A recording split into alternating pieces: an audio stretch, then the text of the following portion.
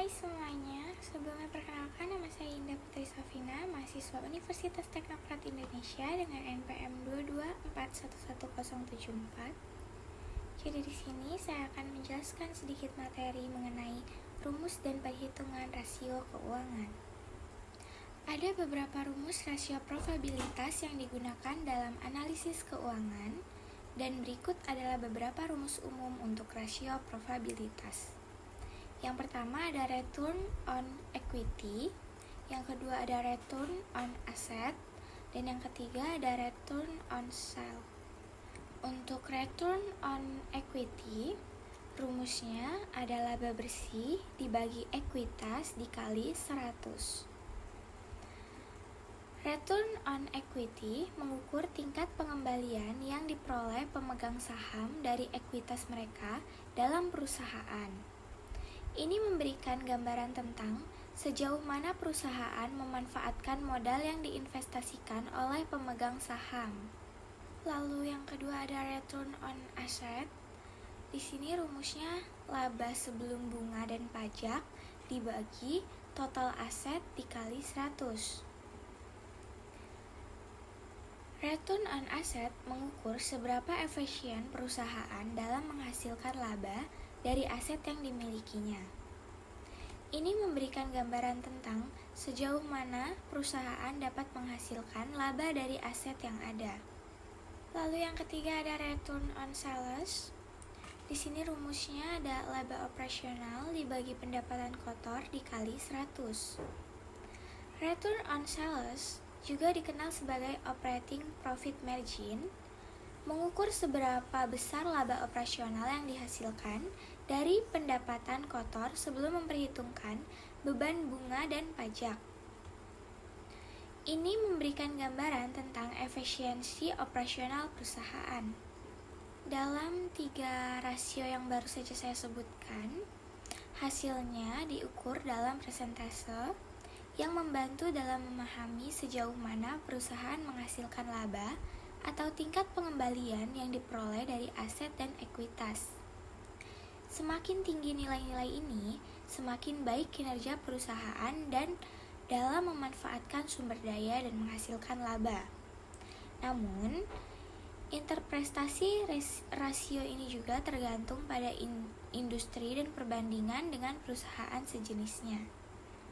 Lalu selanjutnya adalah rumus-rumus untuk rasio likuiditas yang umum digunakan. Yang pertama ada current ratio, yang kedua ada quick ratio, dan yang ketiga ada cash ratio. Yang pertama ada current ratio atau rasio lancar.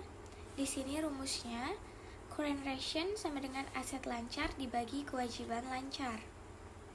Rasio ini mengukur kemampuan perusahaan untuk memenuhi kewajiban jangka pendek dengan menggunakan aset yang paling liquid, termasuk kas, setara kas, piutang, dan persediaan. Semakin tinggi rasio ini, semakin baik kemampuan perusahaan untuk membayar kewajiban jangka pendeknya. Lalu yang kedua ada quick ratio atau rasio cepat atau rasio equitas. Di sini rumusnya quick ratio sama dengan aset lancar dikurang persediaan dibagi kewajiban lancar. Rasio ini adalah variasi dari current ratio yang mengukur kemampuan perusahaan untuk memenuhi kewajiban jangka pendek tanpa mengandalkan persediaan. Ini memberikan gambaran lebih ketat tentang likuiditas karena mengabaikan persediaan yang mungkin tidak dapat segera diubah menjadi kas. Lalu yang ketiga ada cash ratio atau rasio kas. Di sini rumusnya cash ratio sama dengan kas dan setara kas dibagi kewajiban lancar. Rasio ini adalah rasio yang paling ketat dalam mengukur likuiditas. Ini hanya mempertimbangkan kas dan setara kas sebagai aset yang dapat digunakan untuk membayar kewajiban jangka pendek. Semakin tinggi rasio ini, semakin baik kemampuan perusahaan untuk membayar kewajiban segera. Semua rasio likuiditas ini memberikan wawasan tentang seberapa baik perusahaan dalam memenuhi kewajiban jangka pendeknya. Current ratio memberikan gambaran yang lebih luas karena mencakup aset lancar selain kas, sedangkan quick ration lebih ketat dengan mengabaikan persediaan, dan cash ration sangat ketat dengan hanya mempertimbangkan kas dan setara kas. Interprestasi ratio ini tergantung pada sektor industri dan kebutuhan spesifik perusahaan. Lalu selanjutnya ada rumus-rumus untuk dua rasio yang umum digunakan dalam analisis solvabilitas. Yang pertama ada debt to equity ratio dan yang kedua ada debt to asset ratio. Yang pertama ada debt to equity ratio atau rasio utang terhadap ekuitas. Rumusnya debt to equity ratio sama dengan hutang dibagi ekuitas. Rasio ini mengukur tingkat utang perusahaan dibandingkan dengan ekuitasnya. Ini memberikan gambaran tentang sejauh mana perusahaan membiayai operasinya dengan utang dibandingkan dengan modal sendiri. Semakin rendah rasio ini, semakin sedikit hutang yang digunakan dalam perbandingan dengan ekuitas. Lalu yang kedua ada debt to asset ratio atau rasio utang terhadap aset. Rumusnya debt to asset ratio sama dengan hutang dibagi total aset. Rasio ini mengukur sejauh mana aset perusahaan didanai oleh hutang. Ini memberikan gambaran tentang tingkat risiko keuangan perusahaan karena semakin tinggi rasio ini, semakin besar proporsi aset yang dibiayai dengan hutang. Kedua rasio ini adalah alat yang berguna dalam mengevaluasi tingkat solvabilitas atau risiko keuangan perusahaan. Debt to equity ratio menunjukkan sejauh mana perusahaan bertanggung pada modal pinjam atau hutang dibandingkan dengan modal sendiri atau ekuitas. Sedangkan debt to asset ratio mengungkapkan berapa besar aset yang dibiayai dalam hutang. Biasanya, semakin rendah rasio hutang terhadap ekuitas dan rasio hutang terhadap aset, semakin baik situasi keuangan perusahaan dalam hal solvabilitas. Namun, tingkat yang dianggap wajar atau ideal tergantung pada industri dan tujuan keuangan perusahaan. Lalu selanjutnya ada rasio aktivitas, dikenal sebagai rasio perputaran aset, mengukur seberapa efisien perusahaan dalam menggunakan asetnya untuk menghasilkan penjualan.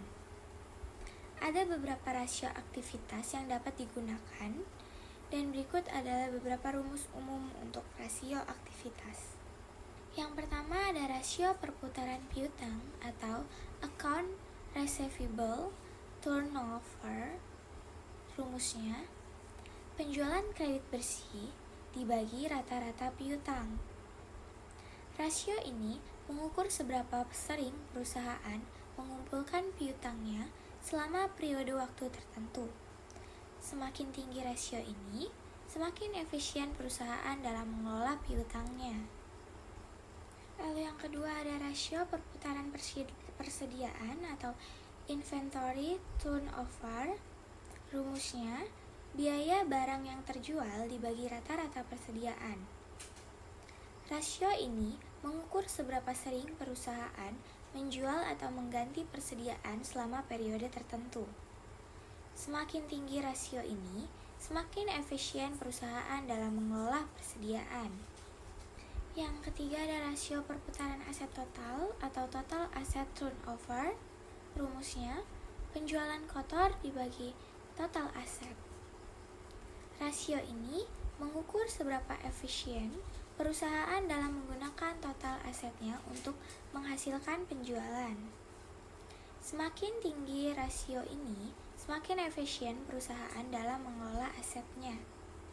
Lalu yang keempat ada rasio perputaran creditors atau account payable turnover. Rumusnya, pembelian kredit bersih dibagi rata-rata kewajiban kreditor. Rasio ini mengukur seberapa sering perusahaan membayar kewajiban kreditornya selama periode waktu tertentu. Semakin tinggi rasio ini, semakin efisien perusahaan dalam mengelola pembayaran kreditornya. Lalu yang kelima ada rasio perputaran aset tetap atau fixed asset turnover. Rumusnya ada penjualan kotor dibagi aset tetap. Rasio ini mengukur seberapa efisien perusahaan dalam menggunakan aset tetapnya. Misalnya, pabrik dan peralatan untuk menghasilkan penjualan. Rasio-rasio aktivitas membantu dalam mengidentifikasi sejauh mana perusahaan efisien dalam menggunakan asetnya. Semakin tinggi rasio-rasio ini, semakin efisien perusahaan dalam mengelola asetnya untuk menghasilkan pendapatan. Analisis rasio aktivitas juga dapat membantu dalam mengidentifikasi potensi masalah dalam manajemen persediaan, piutang atau aset tetap yang mungkin perlu diperbaiki. Fungsi dan tujuan penggunaan rumus dalam analisis rasio keuangan adalah: yang pertama, mengukur kinerja. Rumus-rumus rasio digunakan untuk mengukur kinerja keuangan perusahaan dengan mengkonversi data laporan keuangan menjadi indikator numerik yang dapat dibandingkan dan dievaluasi. Lalu, yang kedua ada membandingkan dengan benchmark. Dengan menggunakan rumus-rumus ini, perusahaan dapat membandingkan kinerjanya dengan perusahaan sejenisnya di industri yang sama atau dengan standar industri. Ini membantu dalam menilai apakah perusahaan berkinerja lebih baik atau lebih buruk daripada pesaing. Lalu yang ketiga ada identifikasi tren. Dengan mengikuti rasio-rasio dari laporan keuangan dari beberapa periode waktu yang berbeda, perusahaan dapat mengidentifikasi tren kinerja. Misalnya, apakah probabilitas perusahaan meningkat atau menurun dari tahun ke tahun? Lalu yang keempat, evaluasi rasio dan solvabilitas rasio-rasio seperti rasio solvabilitas membantu dalam menilai rasio dan kemampuan perusahaan untuk memenuhi kewajiban jangka panjangnya. Ini membantu para pemangku kepentingan seperti kreditur dalam menilai risiko kredit. Lalu yang kelima ada memahami efisiensi operasional rasio-rasio. Seperti rasio perputaran aset, membantu dalam memahami seberapa efisien perusahaan dalam menggunakan asetnya untuk menghasilkan pendapatan. Ini bisa membantu dalam mengidentifikasi efisiensi operasional atau masalah yang mungkin terjadi. Yang keenam ada mengambil keputusan. Dengan menggunakan rumus-rumus rasio, manajemen dapat membuat keputusan yang lebih baik terkait dengan alokasi sumber daya, rekrutasi, atau pengambilan keputusan strategis lainnya. Oke, mungkin itu saja yang dapat saya sampaikan mengenai materi rumus dan perhitungan rasio keuangan. Kurang dan lebihnya saya mohon maaf jika ada kesalahan dalam penuturan kata dalam penyampaian rumus dan perhitungan rasio keuangan. Saya mohon maaf yang sebesar-besarnya. And thank you for watching.